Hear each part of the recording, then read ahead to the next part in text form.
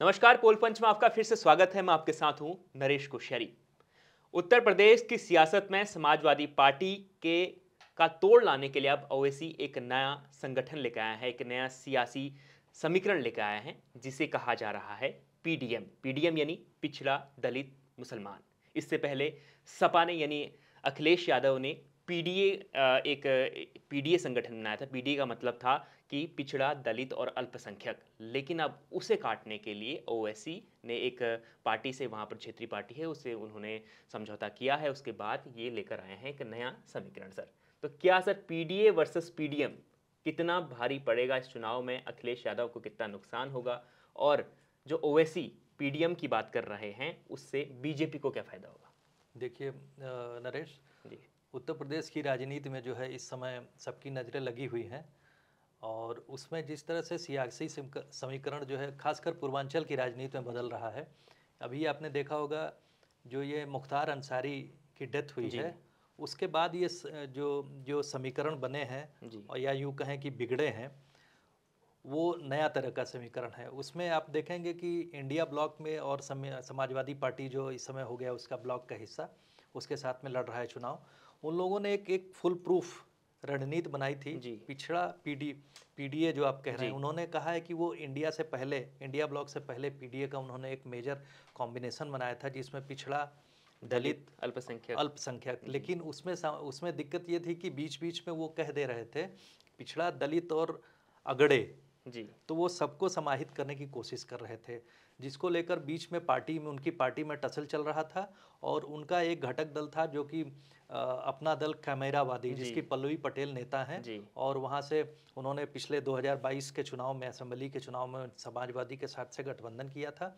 और एक बड़ी बड़ी मजबूत सीट सिराथू से, जो जी इलाहाबाद के बगल में है, केशव प्रसाद मौर्य जो कि इस समय डिप्टी सीएम भी थे डेप्यूटी पहले। चीफ मिनिस्टर हैं, उनको जी हराया था। जी और अपना दल जो है बेसिकली कुर्मी वोट बैंक, यानी पटेल जिसको कहते जी हैं, कुर्मी वोट बैंक, जो कि उत्तर प्रदेश की राजनीति में 6% तकरीबन है। जी और वो देखा जाए तो वो ये वोट बैंक 10 लोकसभा सीट में डिस्ट्रीब्यूटेड है, और जिसकी वजह से उनका उनका एक प्रभाव क्षेत्र है। जी इस कॉम्बिनेशन में लोग समाजवादी पार्टी को बल दे रहे थे इस तरीके से। लेकिन अभी जब उसमें इनका जो मैंने कहा जी कि डेथ हुई है अंसारी की, जो तो उनके बड़े भाई जो अफजाल अंसारी। अफजाल अंसारी, वो गाजीपुर से गाजीपुर। एमपी हैं। जी और इनका प्रभाव क्षेत्र आप देखेंगे कि मुस्लिम सेगमेंट में उनके साथ में और भी कुछ लोग हैं। जैसे इवन उस रीजन में उनकी जो इमेज थी उसकी वजह से फॉरवर्ड कास्ट में भी, तभी ओबी से ओवैसी भी। अभी मुख्तार अंसारी के परिवार से मिलने भी गए तो थे। उसी वजह से जब उनकी मीटिंग हुई, जी तो उसके बाद ये समीकरण बदला। जी और उस समीकरण बदलने के साथ में ही आपने देखा होगा कि जो अपना दल की ये जो असंतुष्ट थी उस समय जी समाजवादी पार्टी में, पल्लवी पटेल ने जो है 2 दिन उनसे मुलाकात की, हैदराबाद में जाके जी मिली थी। और उसके बाद जब वो आए, उसके बाद इन लोगों ने एक मूर्त रूप उसको दे दिया अपने उसको, और उसको पीडीएम कहा, पीडीएम पिछड़ा दलित दलित और और मुसलमान। मुसलमान, सर, इन्होंने लेकिन बिल्कुल हमने साफ कर दिया। इससे पहले चुनाव में हमने देखा कि मुसलमानों का वोट बैंक जो है वो कांग्रेस या सपा के साथ ही उत्तर प्रदेश में रहा है। लेकिन ओवैसी के आने से ये वोट बैंक कितना खिसकेगा? क्योंकि अगर हम बात करें मुख्तार अंसारी की, तो मुख्तार अंसारी का भी जो संबंध रहा है वो सपा के साथ ही रहा है अधिकतर। लेकिन क्या मुख्तार अंसारी का परिवार अब सपा का साथ छोड़ रहा है? नहीं, इस तरह की बात नहीं है। जी उसमें देखिए 2-3 बातें हुई थी। एक बात तो ये हो गई थी कि उस समय जो है जिस तरह से बड़े बड़े नेता लोग पहुँचे जी उनके जो अंतिम समय में, जी लास्ट राइट्स में, उस समय लोगों को उम्मीद थी कि शायद अखिलेश भी जो है उसमें अपनी वो खुद पहुँचेंगे। जी लेकिन उनके पार्टी के नेता गए, जो एमएलएज गए, लोकल एमएलएज, लेकिन वो नहीं गए। तो उसको भी लोग ट्विस्ट कर रहे हैं कि वो थोड़ा बचते हुए नजर आए, क्योंकि मुख्तार अंसारी की जो छवि है उत्तर प्रदेश की राजनीति में, खासकर पूर्वांचल में जो जी है, वो बाहुबली नेता की जी थी। और उनके साथ कंट्रोवर्सी भी जुड़ी हुई जी थी।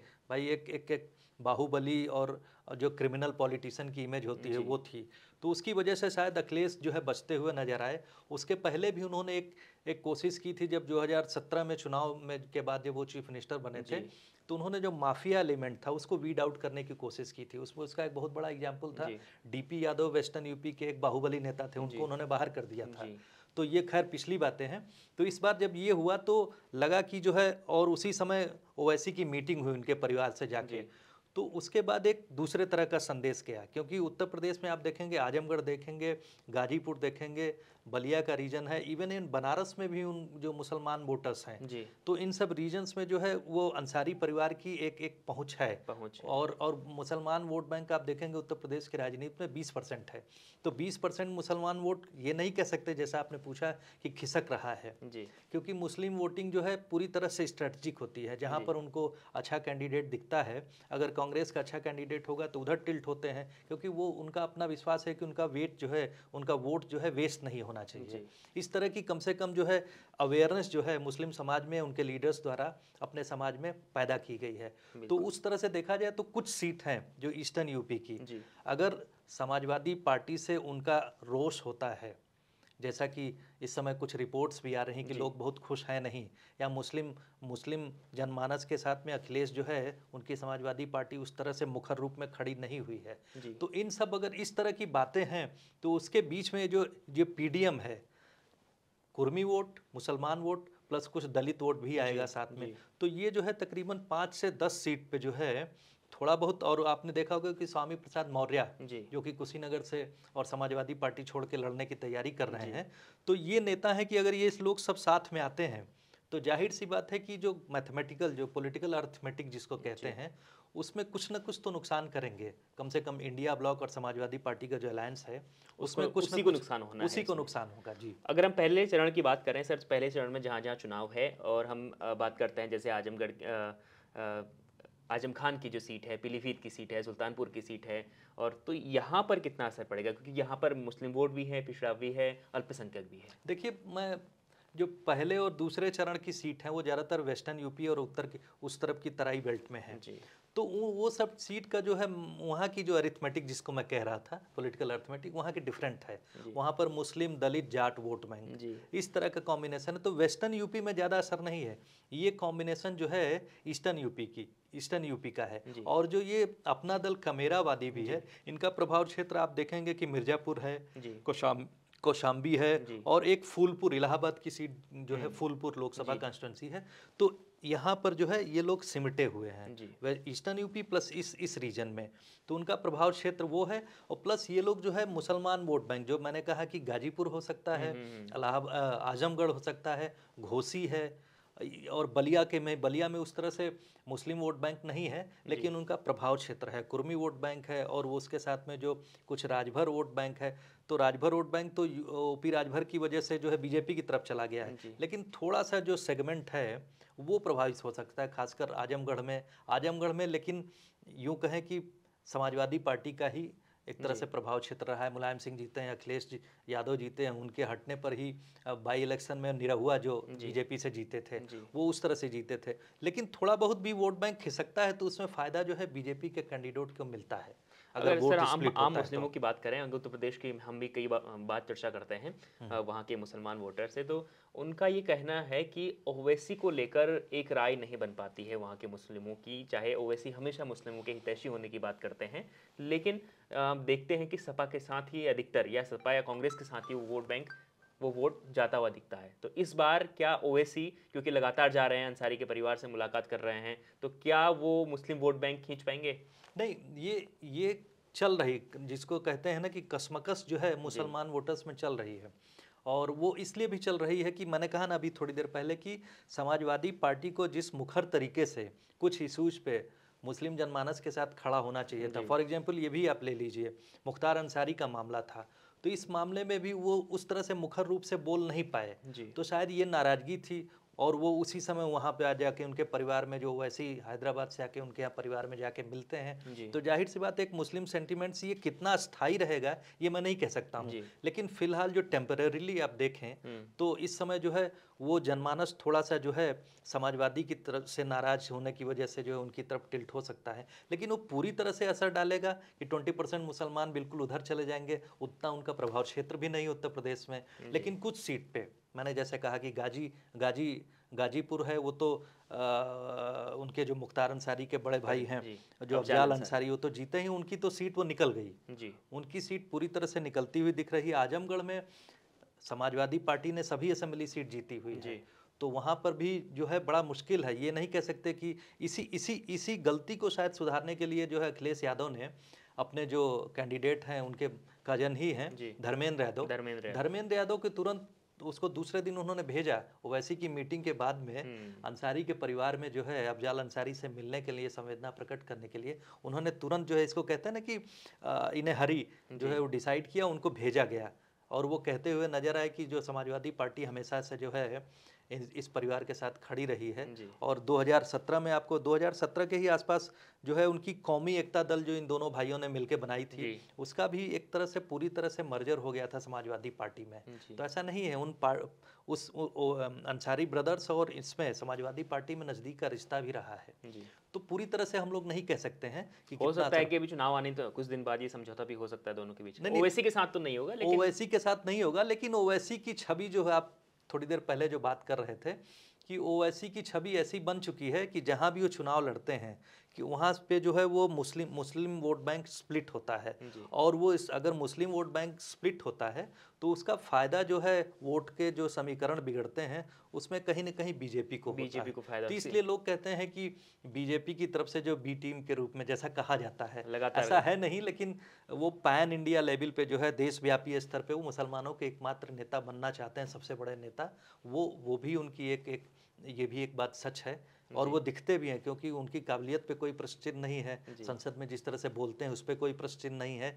लेकिन ये है कि वो वोट्स का कन्वर्जन जो है उनकी पार्टी के में नहीं हो पाता है। तो इसलिए कुल मिलाकर से भारतीय जनता पार्टी का वोट जो है वो बिल्कुल ठहरा हुआ है। लेकिन जो विपक्षी दल हैं, इंडिया अलायंस है या फिर ओवैसी आ गए हैं, यहाँ का वोट जो है वो काफ़ी नहीं, वो मैंने कहा ना कि ईस्टर्न यूपी की कुछ सीट हैं, जैसे मैंने कहा कि ये सीट्स जो है बीजेपी के लिए मुश्किल होंगी, जिसमें जैसे गाजीपुर की मैंने बात कही थी।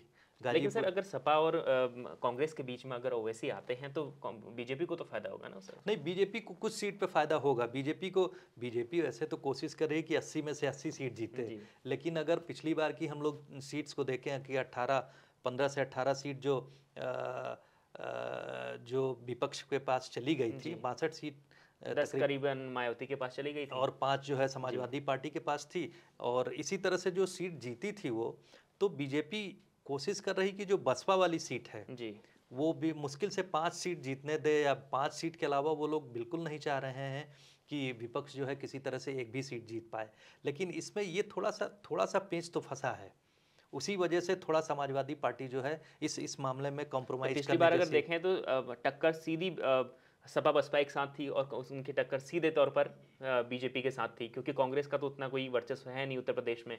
इस बार कांग्रेस सपा एक साथ है, बसपा अलग चुनाव लड़ रही है, बीच में फिर ओवैसी भी आ गए हैं, उन्होंने वहाँ पर अपना दल के साथ अलायंस भी कर लिया है। तो यहाँ पर एक तरीके से अब ये जो लड़ाई है ये चार हाँ, मैंने अभी कहा ना कि पिछली बार का जो कॉम्बिनेशन था समाजवादी और बसपा का, वो बहुत ज़बरदस्त कॉम्बिनेशन था। अगर इस चुनाव के पहले समाजवादी पार्टी, बीएसपी और इंडिया ब्लॉक जो बना है, यानी कांग्रेस पार्टी मुख्यतः, ये तीनों आ जाते तो बहुत ज़बरदस्त जो फाइट होती उत्तर प्रदेश की राजनीति में। और बीजेपी का जो नारा था कि वो लोग जो 80 में 80 जीतेंगे, बहुत मुश्किल होती। शायद मुझे लगता है कि वो लोग जो है तकरीबन 20 सीट पे ये कॉम अलायंस जो है अपनी सीट दर्ज कर सकता था, जीत दर्ज कर सकता था। लेकिन वो अब मुश्किल हो गया है, क्योंकि बीएसपी के जो है, आप देखेंगे कि जैसे ईस्टर्न यूपी में मैंने आजमगढ़ की बात कही, आजमगढ़ में हो या और से घोसी की बगल की सीट है, वहाँ पर शेड्यूल कास्ट पॉपुलेशन ज़बरदस्त है, तकरीबन 20% के पास, लेकिन वो स्प्लिट हो रहा है।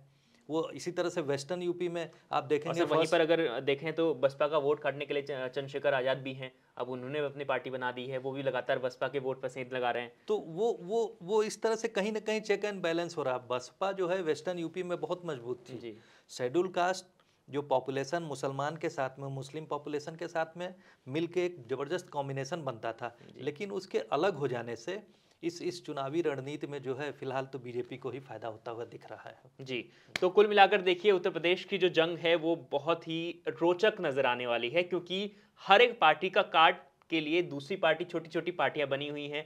इंडिया अलायंस वर्सेस अगर हम बात करें सीधे भारतीय जनता पार्टी की, तो इनके बीच में ही लड़ाई नहीं है, बल्कि वहां पर बसपा भी है, ओवैसी भी आ गए हैं, और छोटी छोटी पार्टियां जो हैं वो भी चुनाव लड़ रही हैं। बसपा भी, ऐसा नहीं कह सकते कि बसपा का जो वोट बैंक है वो बसपा के पास है, बसपा का काट करने के लिए भी चंद्रशेखर की पार्टी है। तो इस तरीके से उत्तर प्रदेश की जो जंग है इस बार बेहद रोचक रहेगी।